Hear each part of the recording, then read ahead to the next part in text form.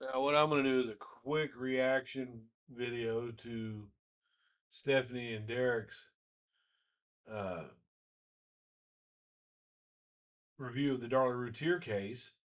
You can see that at Crime Weekly. They're having a 5-part series of the Darlie Routier story, which is my area of expertise in true crime. I want to go over a few things. One of the things that really stuck out to me, as much as I've looked at this case, it's so simple, but it's always good to listen to other people that know the case like they do, because you'll catch things. I'll argue with a supporter, but I'll learn from them too. These aren't supporters. One of the things that came to mind is the first time when Waddell pulled up, he met Darren in the street or in the yard because Darren was going across the street, he said, to get Karen. Now let's look at that by itself just for a moment. He goes running downstairs because she's screaming, Devin, Devin, Devin. She says some man did this, someone who intentionally did this. His boys are laying there bleeding. Darlie's got a cut on her. And he leaves the house. He leaves the house. He leaves her in there. I wasn't even considering this. Uh, Never even really thought about it. I mean, I have thought about it, but not into an extent like they bring this point up. So he turns around and leaves her in the house. What is she doing while he's gone? Because he doesn't come back to find her down giving CPR. Now, for me, just for me, I can only say what I do. If my wife is screaming at me that some man came in here and did this, and he went out that way, I would be either right immediately on the kids, which apparently Darren wasn't. I always thought that he came straight down the stairs and went to Devin, but he didn't. He went over the to see if he could get the nurse. Now, why did he need to get the nurse? He said because I needed help, and Darlie wasn't helping him. That's just one thing that I caught, that I'm considering now because they brought they were talking about this case, and that's what I'll even listen to I'll even listen to supporters because I can learn something. Another thing that tweaked in me while they were speaking is they were talking about Dana when Darlie's sister was there. Darlie's sister had been there for 2 weeks, and Darlie had slept on the couch for a week, and they don't have an extra bedroom with an extra bed. So I just wondered where Dana would sleep at if Darlie was down there for a week. And we also have to keep this into consideration too. And I put it in the comments below their video. Darlie had been down there for a week.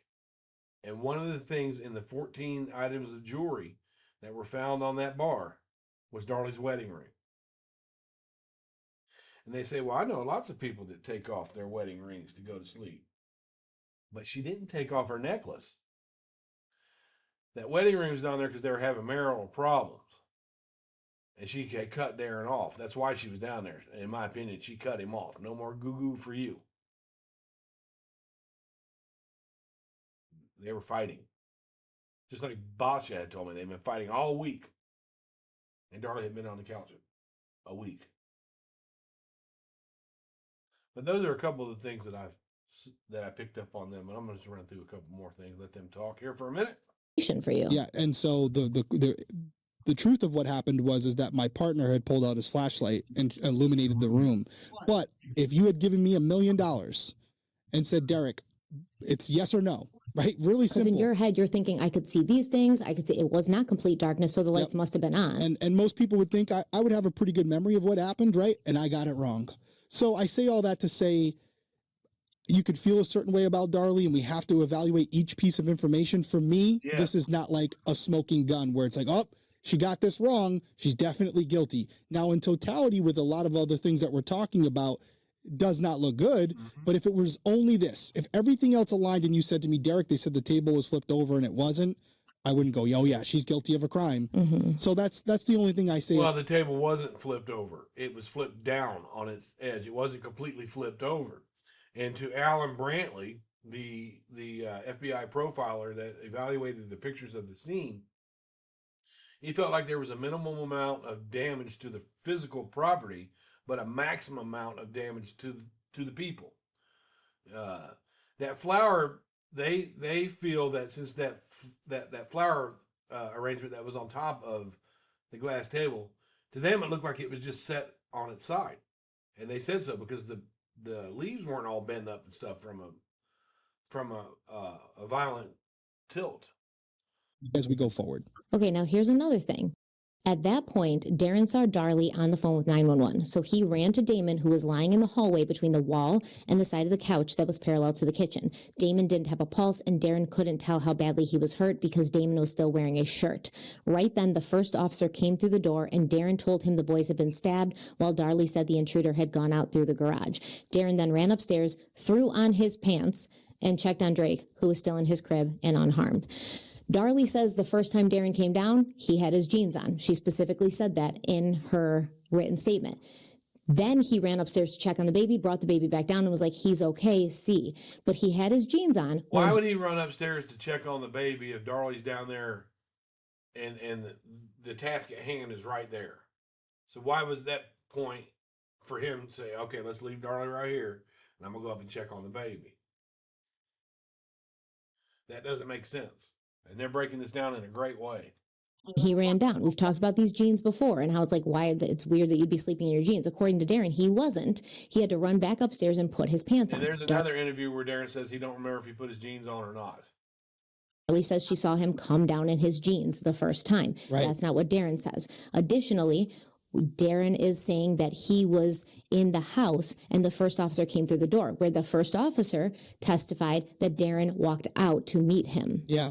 Yeah, this goes along with what I've been kind of saying all episode, which is not everything's going to align. People see, well, what the thing of it is the supporters will tell you that Waddell is lying because you can hear Darren on the phone.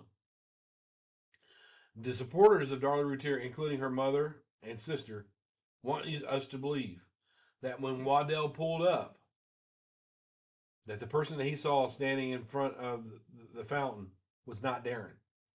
That was an intruder that he let get away. They'll tell you. He let him walk away. That's what they believe. But what they discount and what they don't take into consideration and what they don't want to talk about in that scenario is William Gorsuch that was sitting there. His house was on the side of Darren and Darlie's house. He could see the whole scene. He could see him pulling up off of Linda Vista. He could see into the back alley. He could see it all. And he saw Waddell get out and draw his gun and lead Darren back into the house. But they say that Waddell is lying about that. Ask Darlie Key, ask Danelle, any of them. They'll say that Waddell is lying about that, even though we got a witness who knew Darren and Darlie. Mistakes, but if you're in the camp of Darren and Darlie conspired together to do this, I think that theory is losing steam the more and more we go. The more their stories diverge. Their stories are complete contrast. Because they'd get them straight. And you would think that if this was a premeditated crime, they would have their story worked out pretty easily, and they didn't. So to me, if you believe Darlie's involved, it's less and less likely that Darren is as well. On the other hand, if you think Darren's involved, it's less likely that Darlie's in on it as well. So I think it's one or the other or neither of them. That's interesting. I actually want to make a note about that because that made me think of something, but we're not going to talk about that now. Is something else? That's what I do. I write notes down when I hear it and I go on to something else. Changes that, I'll come to it. I mean, it could also be a premeditated act where the two criminals just didn't completely flush out what they were going to say after the fact. That's also possible. I mean, what do I always say? If they were smart, we wouldn't catch them. Yeah, and these are not career criminals. They're not career criminals, so maybe they didn't work out the details of what was going to happen. But as we continue to go, we're in part 3 now. There are cracks in the foundation of Darren and Darlie work together on this. So the next part of Darren's statement is difficult to make out, but it seems like he wrote that he panicked and he didn't know what to do, so he ran across the street to their neighbor Karen's house to get help. She was a registered nurse, and he hoped she might be able to save the boys. Karen came over, but by the time she got there, the paramedics had already arrived. Darren said that's when he realized Darlie had been hurt too. He tried to ride with her to the hospital, but the paramedics told him to stay behind so he could talk with police and answer questions. Now, by the time Darlie and Darren were finished giving their statements, they were already 2 hours late to the boys' viewing. Their family was gathered at the funeral home, but they had to wait for the police to finish before anything could begin. Everyone stood around waiting for Darlie and Darren to arrive. Well, here's another thing with the supporter count. They say it was 3 hours that they held him up. Stephanie's reading from a book. They say that the police held them up and damn those police for questioning her and blah, blah, blah, and that Darlie wanted to get to that funeral, blah, blah, blah. If it was me, and I know I didn't have anything to do with this crime, and the police wanted to question me at a time that my son's funeral was going on, I would be like, okay, I need to be over here. My questions, you can question me at any time, but there's only one funeral. I need to be over there. And I want to be over there. So if I'm not under arrest, I'm leaving to do that. That's what I would have done for my kids. If I'm not under arrest, then I'm gonna go and to this funeral, and then you can get these questions later. But they blame that all on the police for holding her up. When they finally walked in, they approached the boys' shared casket. Darren later explained that Devin and Damon were buried together because, quote, they died together and they went to heaven together, end quote. After seeing her son... They were also holding hands. Darlie started screaming, and her Aunt Sherry later testified, quote, it just tore our hearts out. We could feel her pain, end quote. Her Aunt Sherry Moses, while she was on the stand testifying, the judge kind of gave her a little bit of questioning about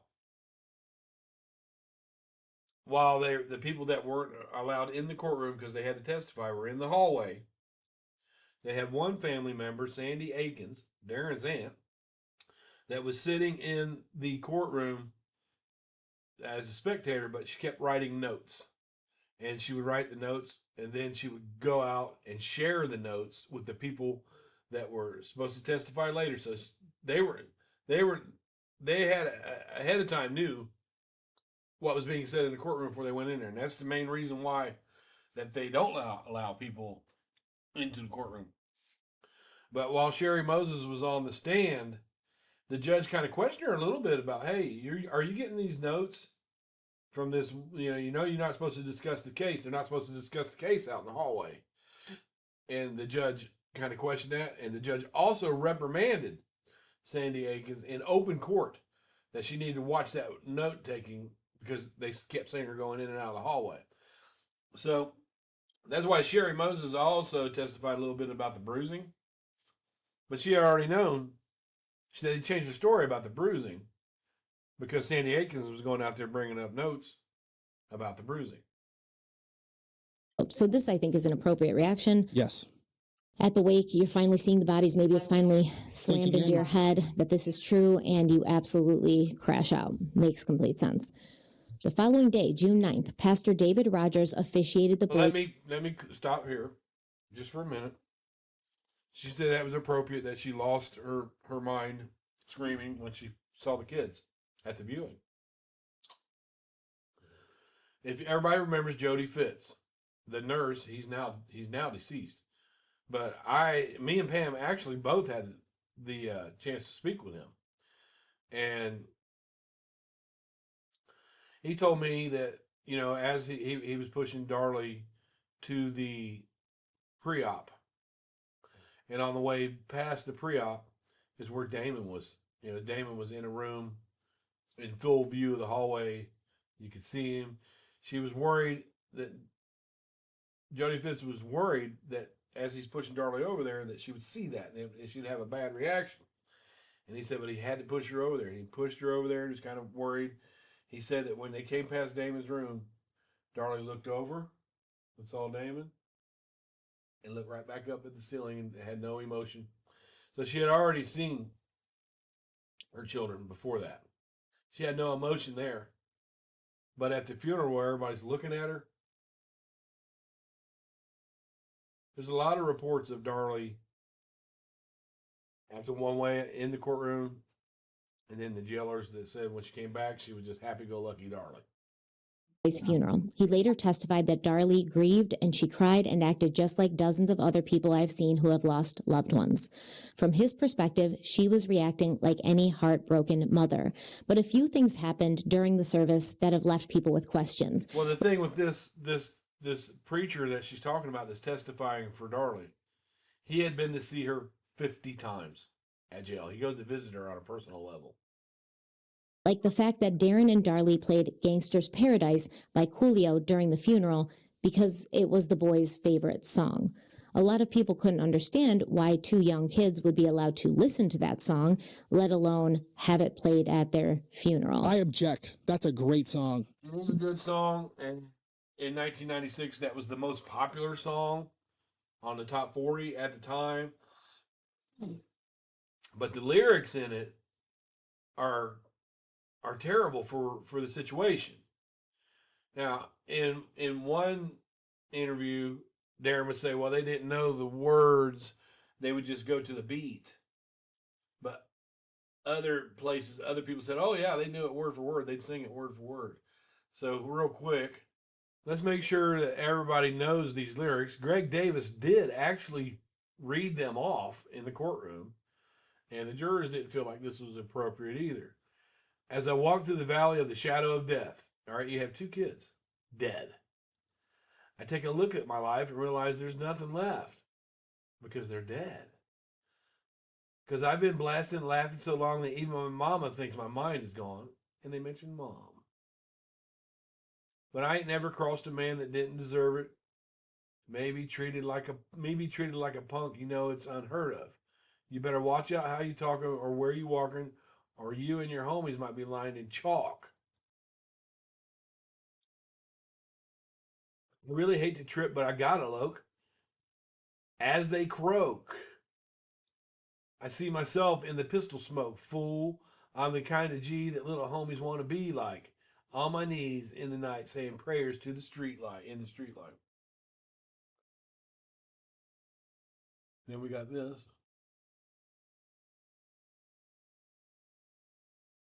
Look at the situation that they got me facing. I can't live a normal life. I was raised by the street.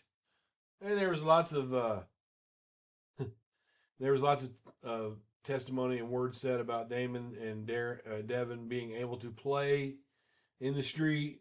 Darlie didn't much want him in the house. That book that she's reading from says, that Darlie was happy when they were outside of the house. So I got to be down with the hood team. Too much television watching got me chasing dreams.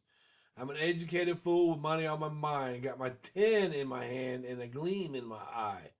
I'm a loped out gangster set tripping banger. My homies is down. Don't arouse my anger. Fool, death ain't nothing but a heartbeat away.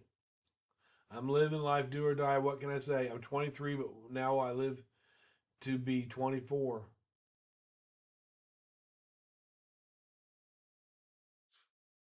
And here's for the supporters. Let's just imagine Damon and Devin singing to each other this verse. Tell me, why are we so blind to see that the ones we hurt are you and me? Power and the money and the power, minute after minute, hour after hour. Everybody's running, but half of them ain't looking. It's going on in the kitchen, but I don't know what's cooking.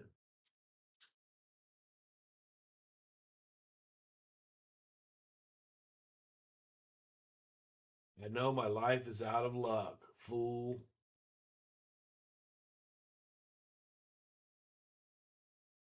I agree. I don't agree with you. You don't agree it's a great song? I agree. It's a good song, but I don't agree that they should have been listening to that song. And I get it. They really like that song, but they didn't like any other songs that would be maybe a little bit more appropriate. My kids, when they were growing up, they liked Barney.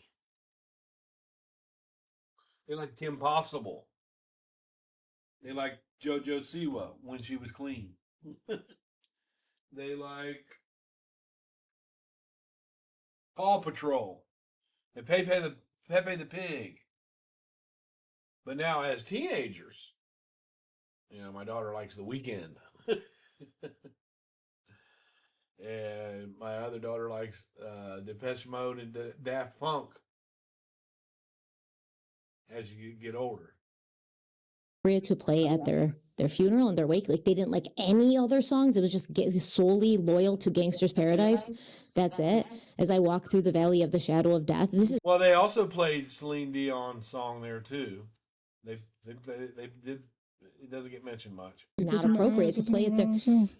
Because I've been, so long that even my mama thinks that my mind is gone, but I ain't never crossed a man that didn't do. I know, I got it. Yeah, Steph, go on, throw that rap down. Steph's got the rap thing going on. I'd like to see them do this actually. If everybody remembers Diane's channel, they would always start it out with that song. It's Ladies' Night. It's Ladies' Night. That's a great song. Okay. Not for kids. Not to play at their funeral, man. That's weird. Maybe I just have a soft heart. I don't know. For me to make a point, Coolio's album, that when you bought it on vinyl, it did have the parental advisory on it.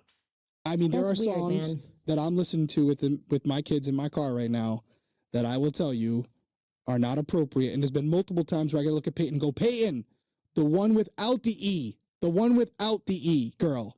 And, explicit. There's an E at the end of the song. Yeah. She's like, oh, my bad. I clicked the wrong one.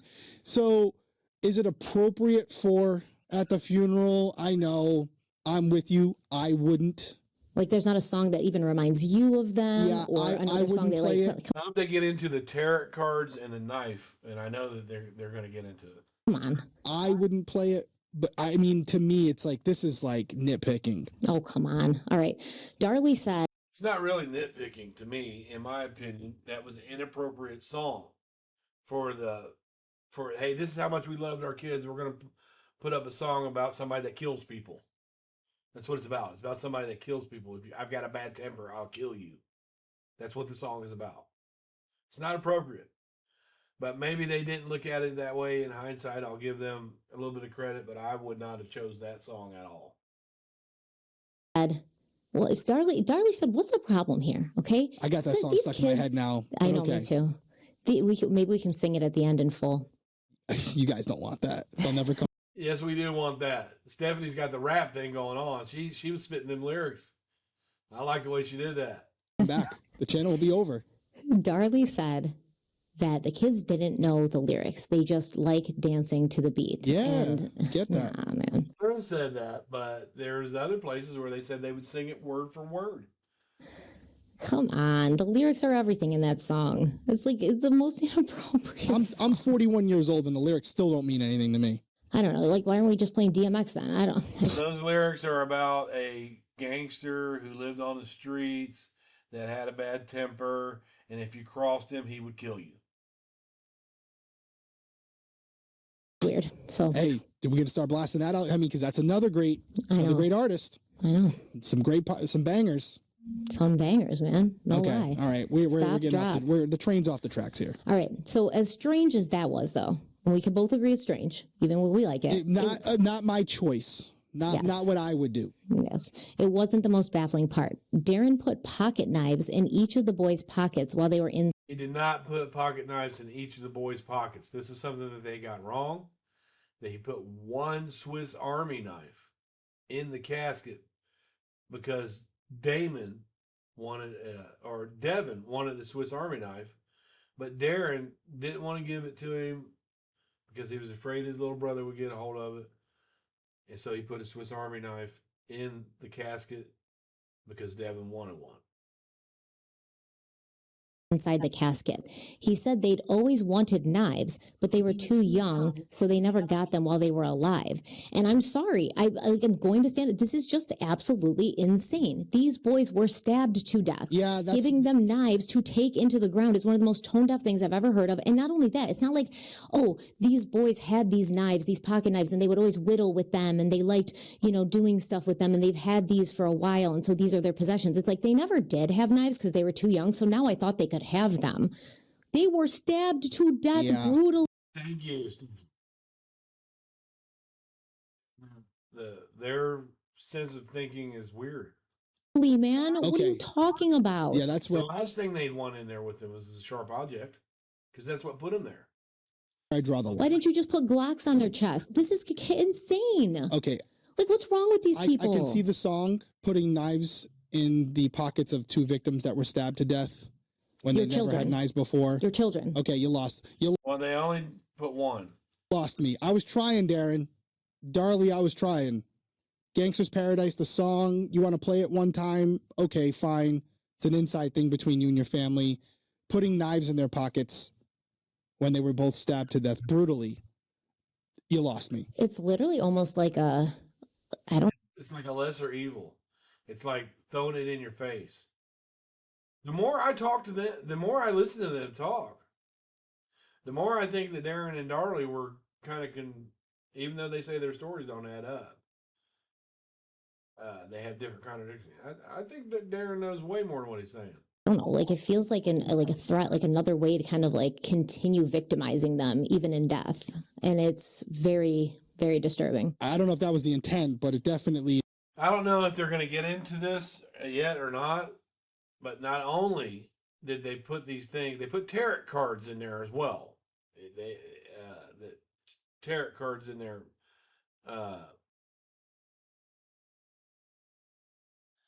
But Sorella came back and corrected that when she interviewed with me, because they did say that there was tarot cards that put in there, but Sorella came back to me and told me that those were just regular playing cards. So I don't know who's telling the truth.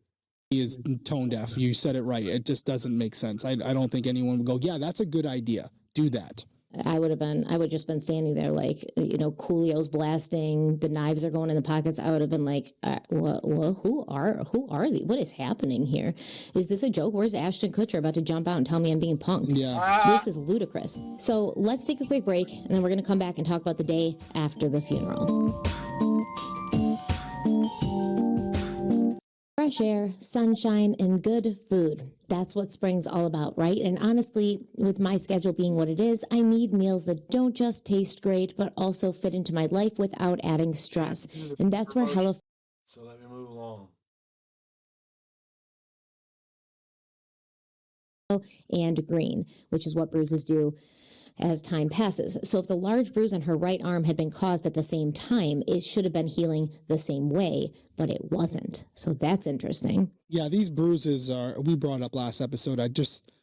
I'm not an ME, I'm not a doctor. I'm having trouble processing them as far as what they mean, what they don't mean. They're significant. There's something that have to be talked about, but they're perplexing to me, to say the least. I'm having trouble coming up with a reasonable explanation as to why she would have those injuries, even if she was attacked. It's not aligning to me. Now, the only people who said they saw the massive bruise while Darlie was in the hospital were her friends and family. Several of them testified at trial that they remembered seeing it, but the reason that they testified to that at trial was because of the note-taking by Sandy Atkins, Darren's aunt.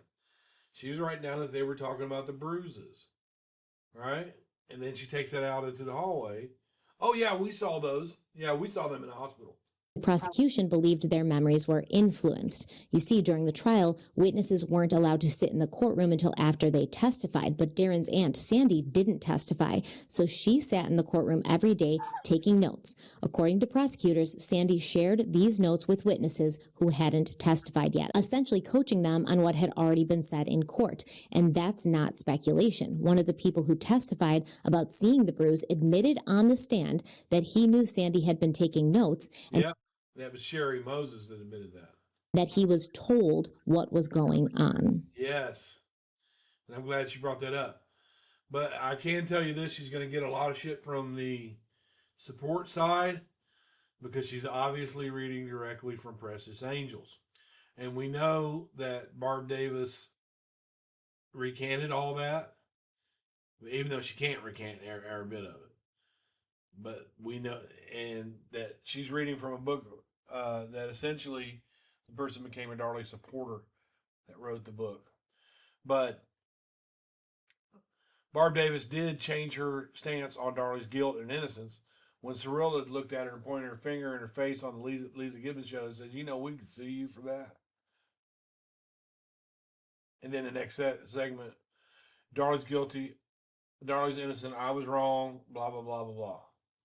And things were only going to get more questionable. Police continued monitoring the Routiers and learned that a graveside prayer service was being planned for June 14th. This would have been Devin's 7th birthday. After the service, the family planned to hold a birthday party for him. According to Darlie's Aunt Sherry, Devin had been looking forward to his party before he was killed, and the family wanted to honor that. She later testified, quote, "We just wanted to make the day special to honor Devin because he was looking forward to his birthday so much, and they had already so much prepared for it," end quote. When investigators heard about the prayer service and birthday party, they made a decision and placed a hidden microphone in a bush about 10 to 15 feet away from the gravesite. They didn't have a warrant, and they didn't have the family's consent, but they did have permission from the cemetery owner, so they thought it was fine. It was fine, and I'm glad she's getting into this. One detective later testified that they planted the microphone in case someone went up there and made a confession about what had happened. And as you can imagine, this unwarranted microphone would become a huge deal at trial. Yeah, I mean, as it would. Yeah. You know, that's... I understand wanting to get the truth, but you got to do things the right way. Isn't Texas a one-party state, though? That's right. It is a one-party state, and they did the things the right way. They asked the owner of the property, could they record on it? Yes, and it's something where, is it technically okay? Yes, and you have to... You got to stay in that gray area. I get it. I mean, listen, is it something that I would do? I'm not going to sit here and lie and say I wouldn't. I mean, I was one of the first people to use a drone during my narcotics operations. And I actually had the chief say to... We have to, I want to reiterate this very much so. I want people to remember this. The reason that John Gotti got brought down, and then it was basically the end of the mafia, as we knew it back then, was because of secret recordings that the police are taking. That's what put the man in jail for the rest of his life. Secret recordings. But on those recordings, if you know where Mulberry Street is and you know where the Ravenite was, still there, just above the Ravenite in the second floor apartment, there was a little old lady that lived there whose husband was an ex-mobster. John Gotti wouldn't talk in the Ravenite because he figured it was bugged. And it was bugged. But they started noticing that they'd hear John talking, and then they wouldn't hear him talking for a long time, but they'd hear doors shutting and stuff like that, and then he'd be talking again. Well, they figured out that he was going up to the second floor to have his meetings, so they bugged that. And that's where you've got him in there. John Gotti's talking about, the hit on Sammy. I will sever your motherfucking head off. He just told right on himself because of secret recordings. But they had to get a warrant for that one because it was inside the house. The federal judge gave them a warrant to put that bug in the apartment. Now, in private, you have to get a warrant. But in public, the law is that you have no expectation of privacy in a public setting. To me, don't do that anymore. The insurance company for the police department won't cover it. If it drops out of the sky and hits someone or something, that's going to be a problem. And then also people at the Attorney General's office were like, hey, we haven't done this before and you're not certified to fly that drone and all these different things. So I have definitely stretched the capabilities in order to get the truth, to try to find answers. So for me, I'm not going to sit here and be a hypocrite because my buddies in law enforcement would say you would definitely do something like this, but it is a fine line, and I'm sure there. Little McCade lived for a few minutes only, but he was an Armstrong, a beautiful baby that Jacob and Tashonda witnessed his arrival to this world, a son who would always have a place in their hearts, even if they didn't get the chance to hold him and play with him. People honor the memory of their loved ones by grieving them, and everyone has his own way to do so. Jacob and Tashonda grieved their son by making sure he's never forgotten, and in one way or another, little McCade was always part of the family.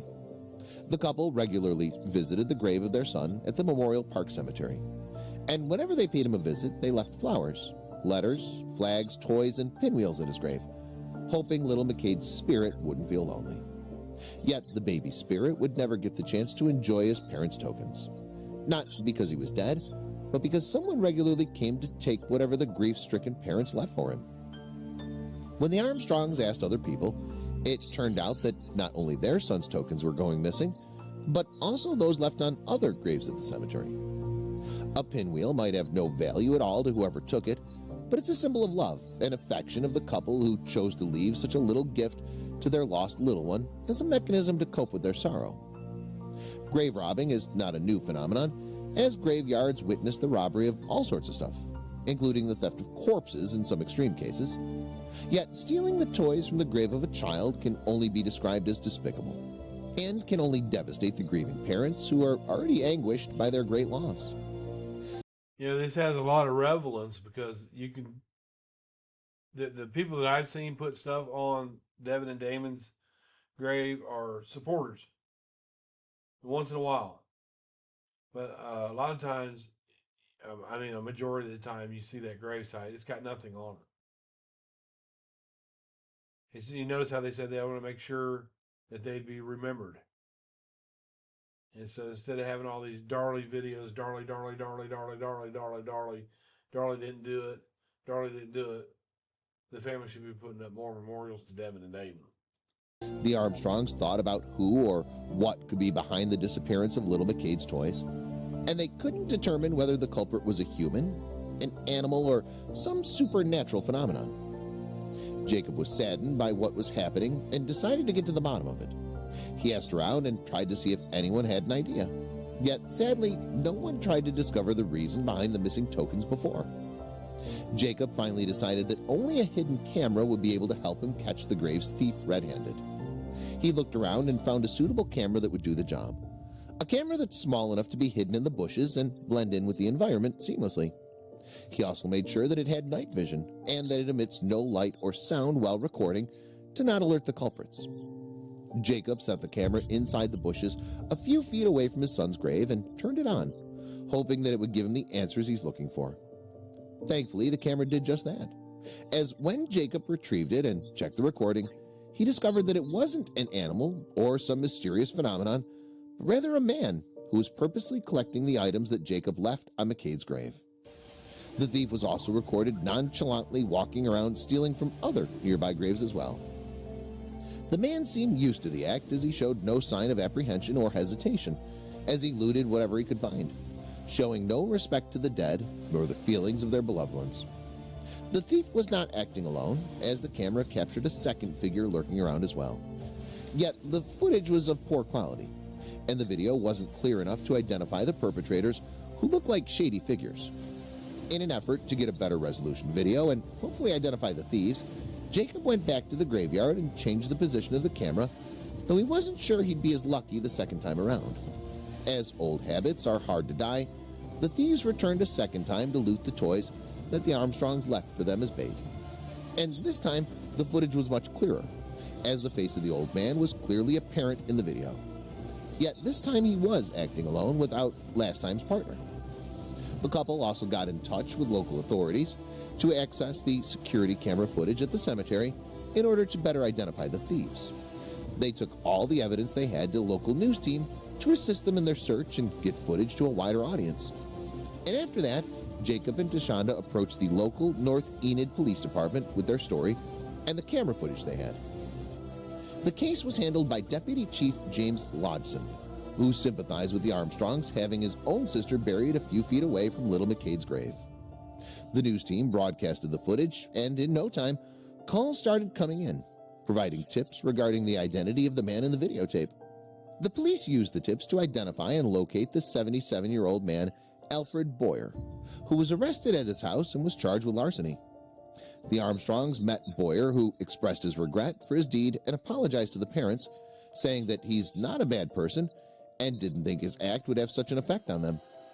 Yet the investigations didn't stop there, as the Armstrong wanted the second person who appeared in the first footage to be held accountable as well.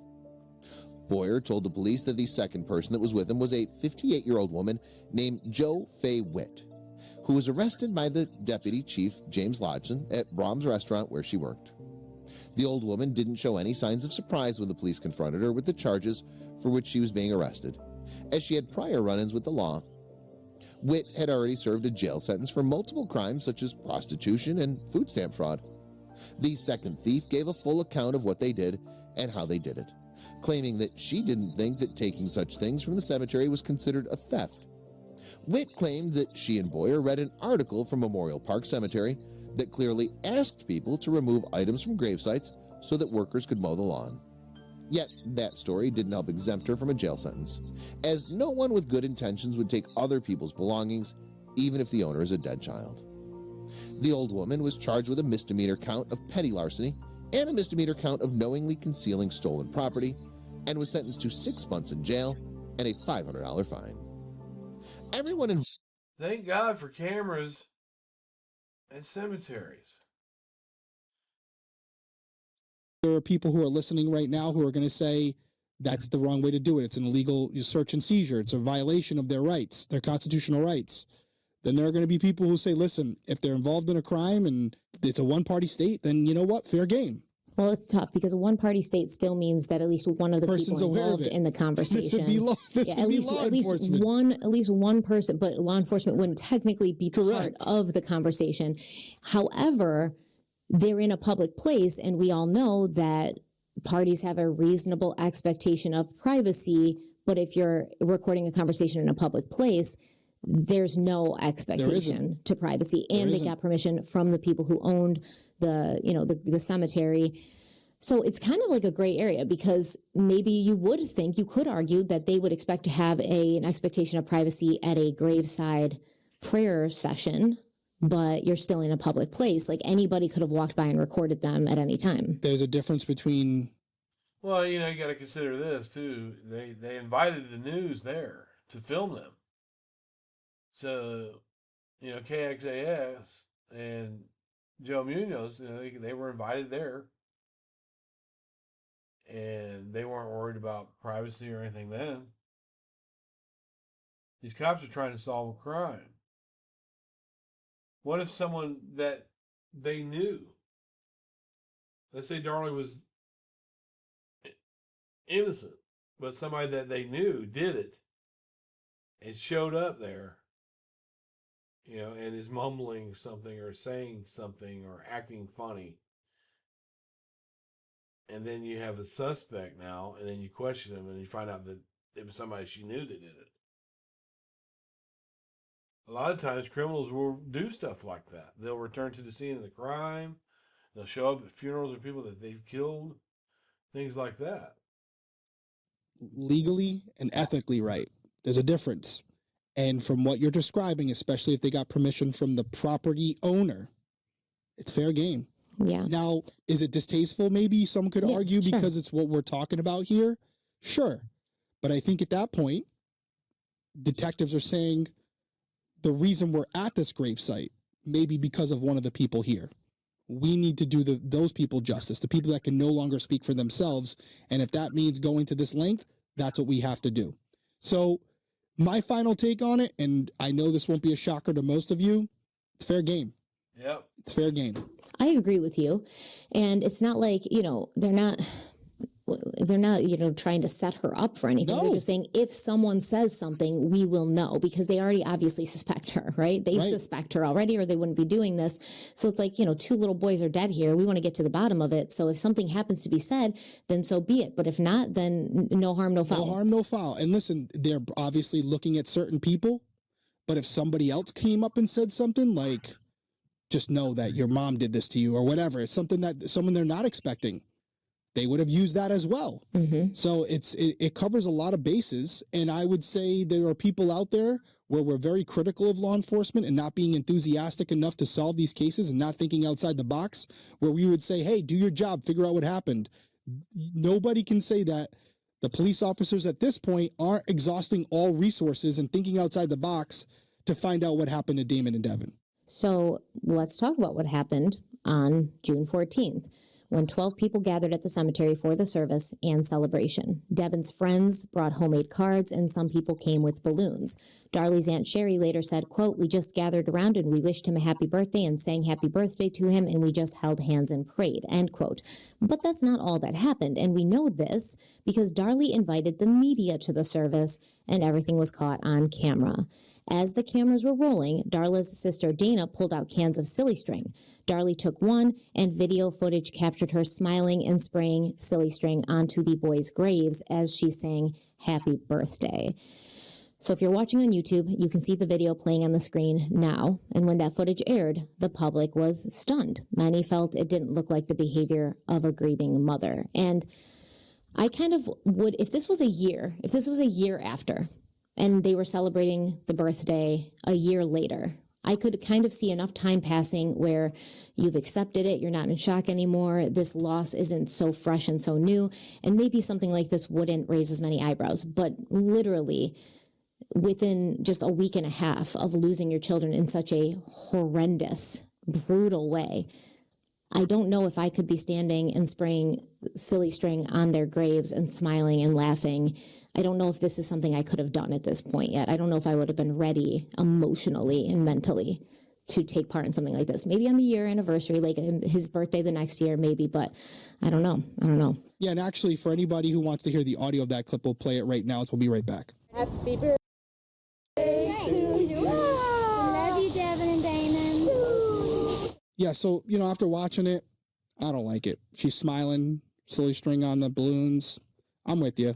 Yeah. Does it? If anybody ever notices that any YouTuber that had a background in law enforcement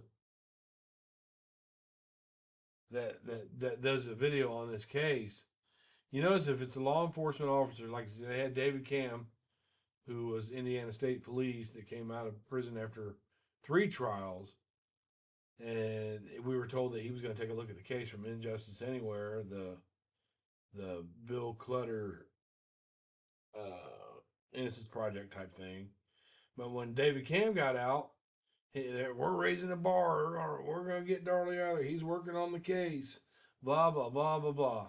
David Cam took one look at that case, and that's it. We never hear from him again. It's been 10, 15 years, I think. We never heard from him again because he's law enforcement. He took a look at the case. Ken Maines believes that Darlie is guilty. He was swayed a little bit by Danelle. That's what they want. They want to be able to get in there and sway people. But they can't because there's people like me and Pam Collins and all those other people that follow the Justice for Devin and Damon.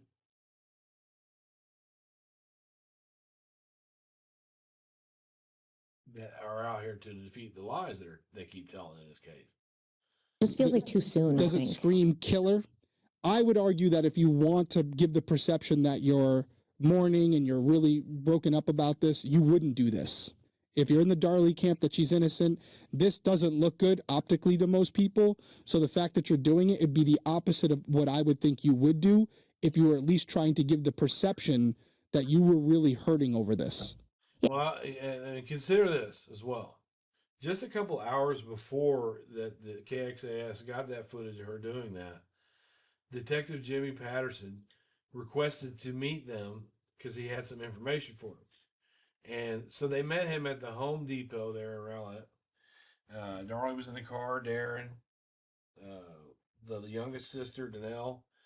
And in order to get a reaction, cops are allowed to lie to us. They're allowed to play. He told them that they had taken some fingernail scrapings from under Darlie's nails and that they have some DNA and that they have a suspect and that they're going to hone in and arrest this person soon. But they didn't.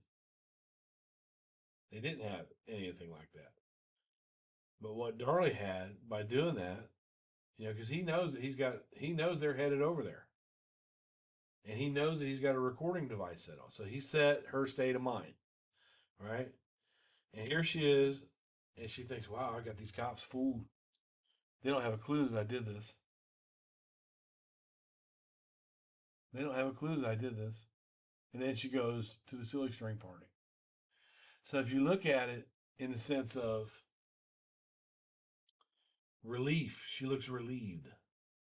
Like, oh God, that was close. Think about it.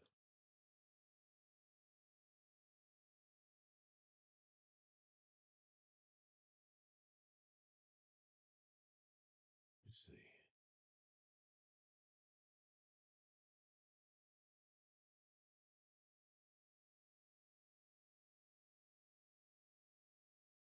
I'm getting away with it.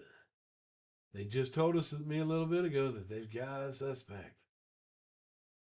They think somebody else did this. Blah, blah, blah, blah, blah.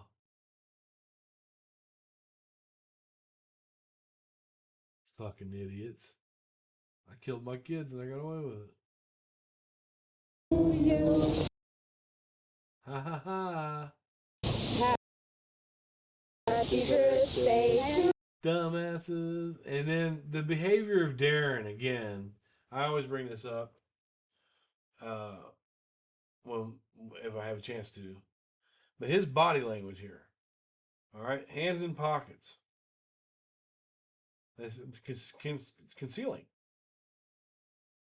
Looking down, and when she starts spraying that, he looks over at her, and he takes a step back. He's literally taken aback. He's not down with the silly string thing. Happy birthday, dear Devin.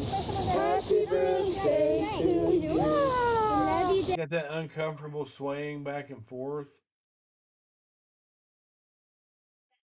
Later, I could kind of see enough time passing where you've accepted it, you're not in shock anymore, this loss isn't so fresh and so new. Brutal way. Happy birthday to you. Love you, Devin and Damon. Yeah, so, after watching it, I don't like it. She's smiling. So And they're up there having the biggest birthday party that we could ever imagine. And they wouldn't want us to. Channel 5 that is down there. That's KXAS that were invited out there to film. But when the Rowlett Police Department do it, it's a problem. Darren Routier and Darlie Key actually tried to sue the city of Rowlett, Detective Chris Frosch, and Detective Jimmy Patterson. They lost the suit, though, because you can't expect privacy in a public setting. Now, let's say that Rest Haven. Let's say they went to Rest Haven and say, hey, we want to film this and, we want your permission to film this on your property. And they said no. All right. And then they film. Even that, all right, it's trespassing. All right, because they told you no, they don't want you on their property doing that. So when you come on their property after somebody told you no, that's a criminal act. Had Rest Haven had a problem with it, they could have been charged.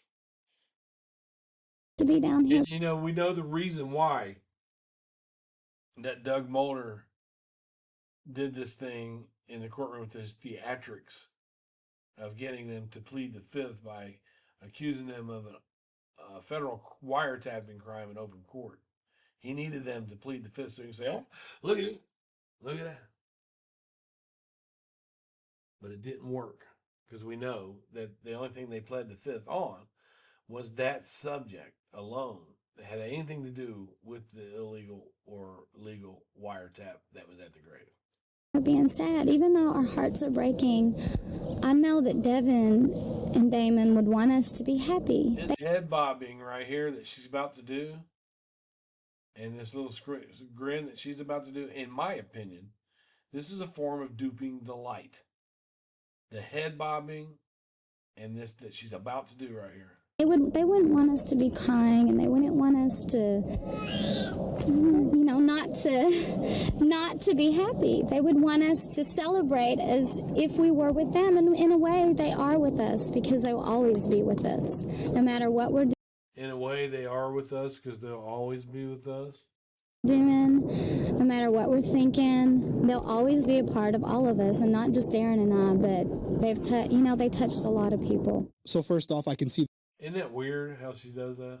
The cut on her neck, That's you can see that there. It's a significant cut. Doesn't look like there's any stitches or anything in it. So that does align with sutures being more superficial. I'd also and to let Danelle, I wish Danelle would try to go on these guys' channel with that bullshit about superficial.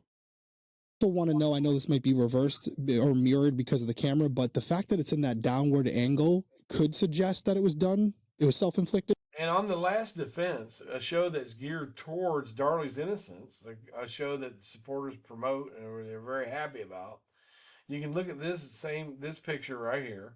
This is the original pixelated coverage from Channel 5, right? But if you look at The Last Defense, they have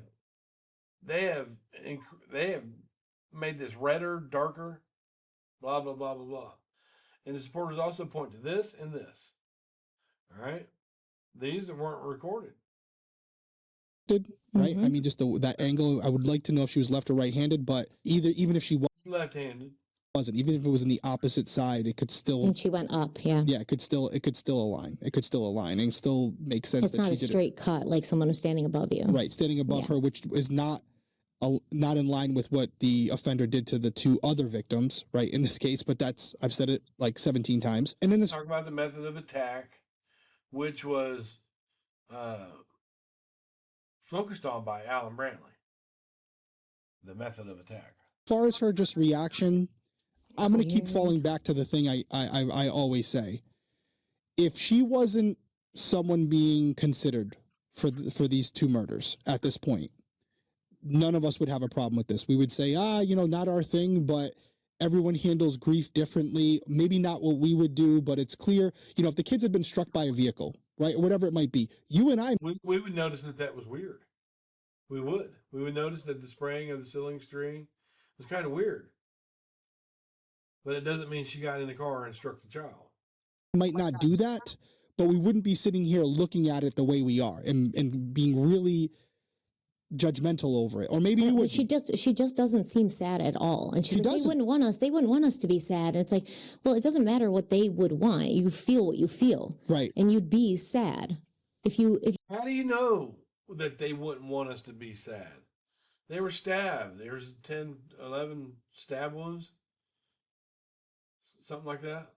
If it had added up 6 and 4. But they would want us to be sad for them. They would want our sadness, our love, our grief, our passion for them. Not, we took these wounds like bullets. We took them like troopers.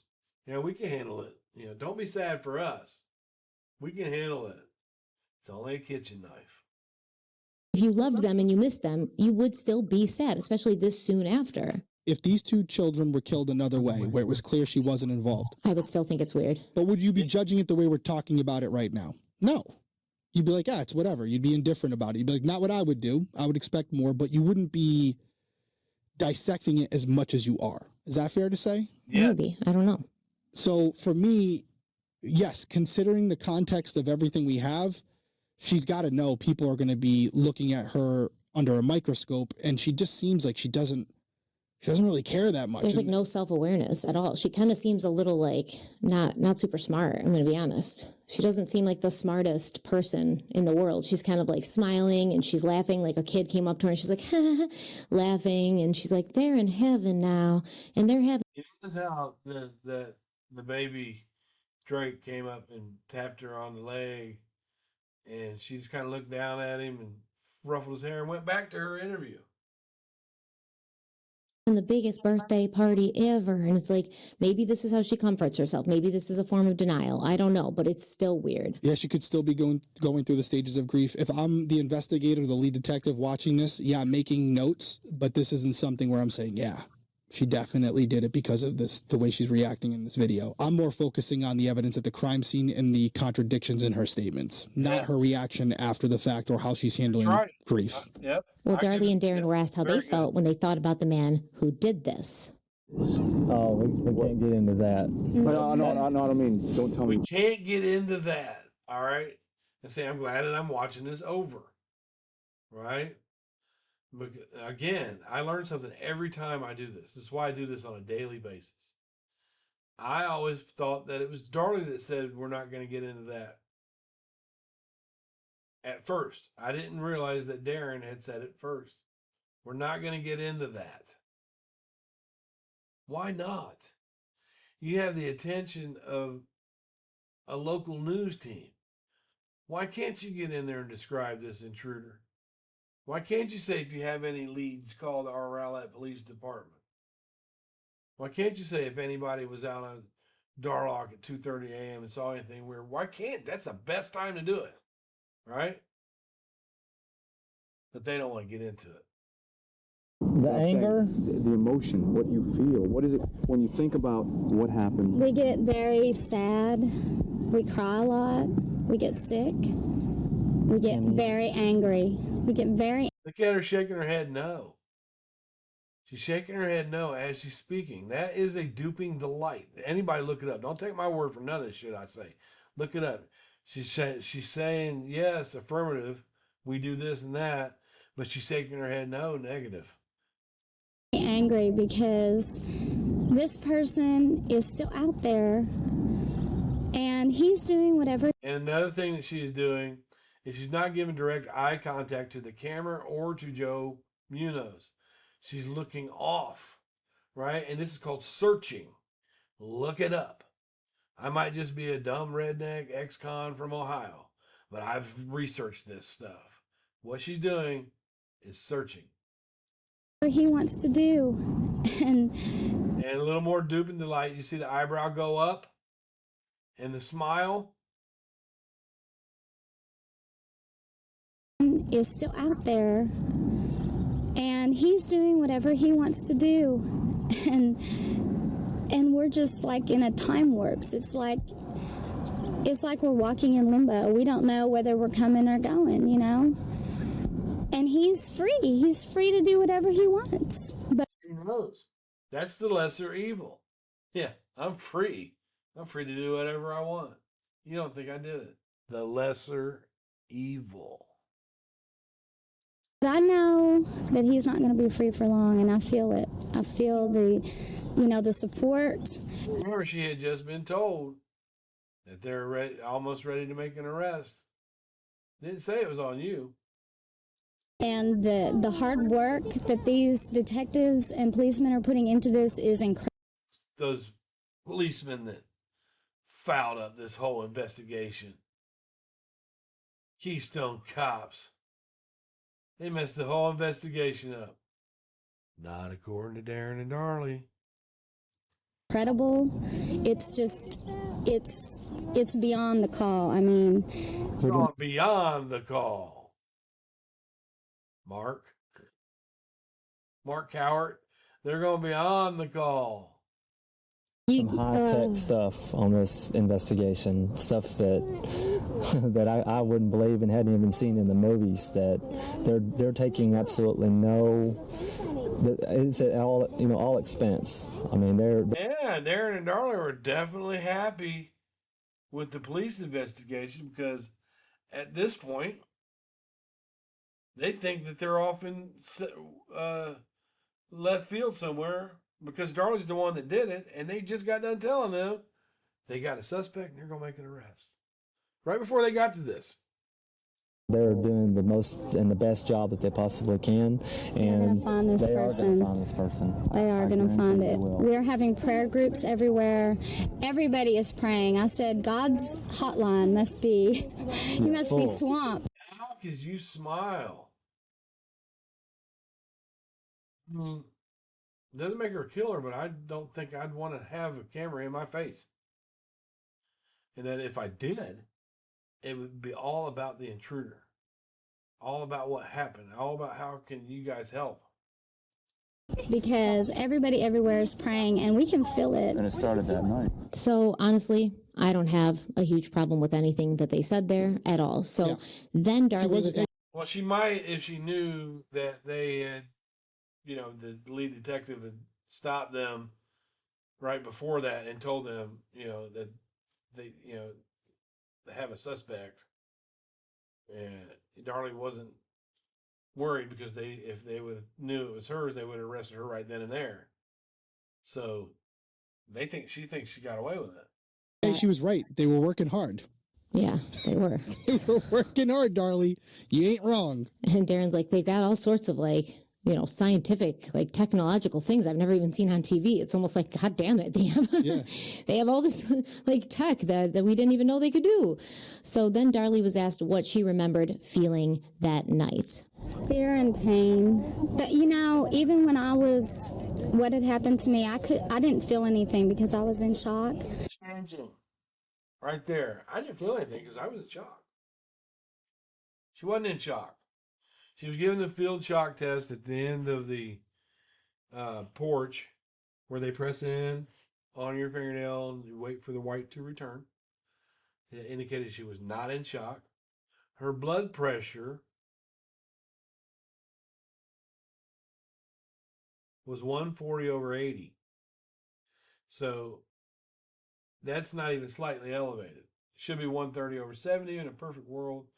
That's not after you've just been attacked by an intruder that broke into your house. Probably a lot higher. But I wasn't thinking about me.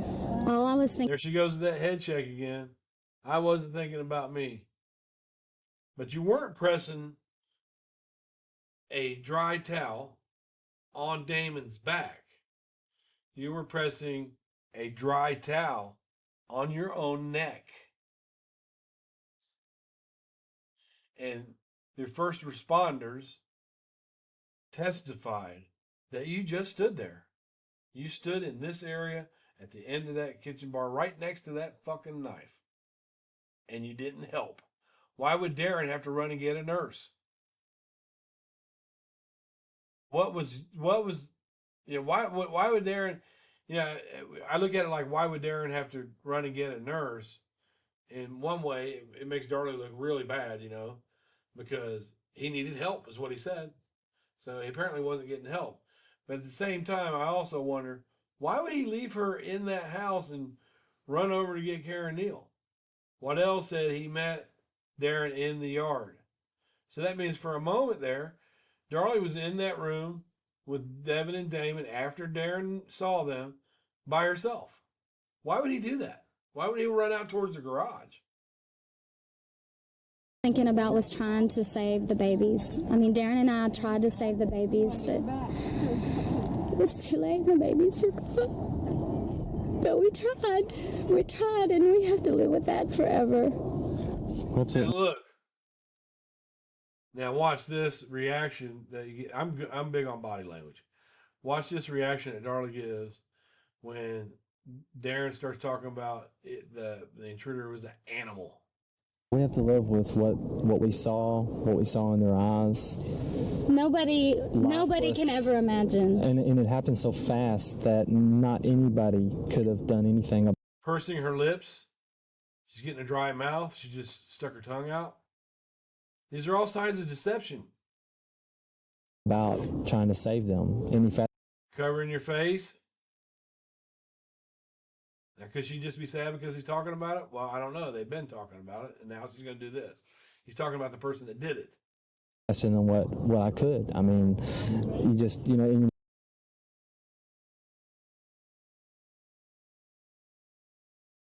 keep going over it, and you what if it, and you what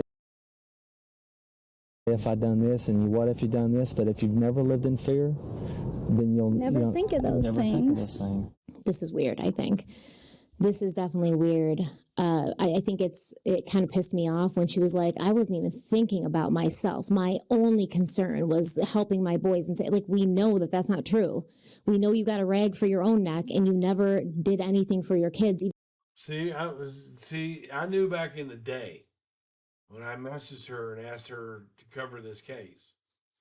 I knew that we were on the same page back then, but she didn't want to cover it. It's been, and it's her own reasons. She was still building her channel at the time. You don't take on a big controversial case like this until after you're established. Because, if she has people that don't believe that she's guilty, it's going to cost her subs. But at this point, it's not even going to hurt for her to be true about it. But even back then, I knew that Stephanie, I don't know Derek as well. I knew that Stephanie felt like they were 100% that Darlie was guilty. Even when you were instructed to and asked to several times by a police officer. And then even Darren, when he's like, you think there was nothing that could have saved them, like besides what I did. He even says besides what I did. He doesn't say besides what we did. So it's almost like he's acknowledging that she didn't do shit to help those kids.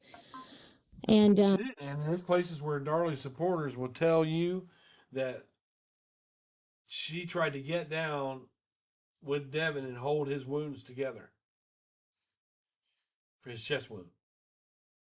And yeah, obviously you could tell they are aware that people are talking about them. They go on in this clip to talk about, whatever people, have to say and the gossip, like we're not paying attention to that. Like they're evil, they don't understand. You haven't been in our shoes, et cetera, et cetera. But it's like, yeah, in your shoes, though, I would have tried to save my kids. Like, I haven't been in your shoes, but in your shoes, I would have, I do believe 100,000,000% I would have tried to save my kids, and I would have listened to the police and administered aid to them. Yeah. But you didn't do that, and we know you didn't do that, and they don't know that we know that, right? Because this is a long time ago. Right. And the police haven't released anything yet. But so they're talking as if the public's never going to know that she was asked multiple times to get a towel and save her son or try to save her son, and she didn't. They don't know that we're going to know that, but we do know that. And so it's a little awkward now. Overall, just to kind of read on top of what you just said, this is June 14th. This all happened on the night of June 6th, maybe June 7th in the morning, right? And why are we doing an interview? That's what I said. Why is it They're not missing. You're not trying to raise awareness. And not only are they doing an interview, they called them out there. Their family contacted Joe Munoz, and they gave him first rights to the whole narrative sequester. That's why you see so much with Joe Munoz is the one that's doing the interviews. He interviewed, he'd been to Kerrville. He followed the trial all the way up because he had the rights to it. The reason that he had the rights to it is because it was bought and paid for. There was signed documents. He paid for a hotel accommodations and some travel fee for the Routier family and Key family and the Peck family, not the Routier family, but the Peck family, to come in from Altoona, Pennsylvania. And they said, you do that, and then you'll get the exclusive interview. And that's why Joe Munoz had the exclusive. He got an interview with Darlie's sister, Dana. He was in front of the house. He was all in the courtroom. He was all in Kerrville. He followed it from beginning to end because he had exclusive rights to it because he paid for it. It just doesn't make sense to me. Even Darren, I don't like Darren's reaction and his demeanor in this video. I don't either. I just personally, I know we're focusing on Darlie a lot, but they seem unfazed, man. Yeah, it seems like they're talking about a car that was stolen. They seem unfazed, and then her moment of crying, I didn't think sounded too genuine, in my opinion. So it's just our opinion. So after that, the reporter brought up rumors that Darlie had killed her sons, and Darlie responded, quote, "We don't want to get into that part. Unfortunately, gossip is the biggest evil in the world, and unfortunately, there's nothing you can do to stop it, and we're not going to make an issue out of this because anybody that knows us knows how we were, how we lived. They knew the story, and we don't have to explain ourselves to anybody," end quote. When asked what they would say to the person who did this, both Darlie and Darren responded. I think he's a coward. Yeah. I think he's a coward because he went after something that was so innocent that couldn't fight back, and then he tried to come to me, but he had to go to them first, and to me that is such a cowardness. Even Darlie herself says right here that he went to them first, and you have supporters to this day that think that he was attacking the kids, or he was attacking their mom, and the kids tried to fight him off. Darlie, her own words, says that he came to the kids first. Animal that goes after a weak sheep that is asleep. Doesn't it look like she said, I couldn't help it? I mean, I don't know. Maybe I'm just being... He's a coward. Yeah. I think he's a coward because he went after something that was so innocent that couldn't fight back, and then he tried to come to me, but he had to go to them Then he tried to come to me. first. And to me, that is such a cowardness. Well, it's an animal that goes after. When he says it's an animal, watch her. After a weak sheep that I couldn't help it. is asleep, is completely lifeless, and attacks. He's a coward. Yeah. I think he's a coward because he's a coward. He's a coward. He's a coward. He's a coward. He's a coward. He's a coward. Yeah. I think he's a coward because he went after something that was so innocent that couldn't fight back, and then he tried to come to me, but he had to go to them first. And to me, that is such a cowardness. Well, it's an animal that goes after a weak sheep that is asleep, is completely lifeless, and attacks the weakest person in the room first to be able to get off on whatever he was thinking that he was going to accomplish. I mean, I kept hoping and praying that this guy had stolen something out of my house, that he picked me and my family because I had more than some, or had more than this person. That way I could, in my heart, think that, well, living large is the reason why we got targeted. And now you don't know why. Now we don't know why. Now we know that this is a sick individual that took absolutely nothing from our house, but took the two most important things that were important to us away from us. That's the part that we don't understand. Darlie seems genuine to me here.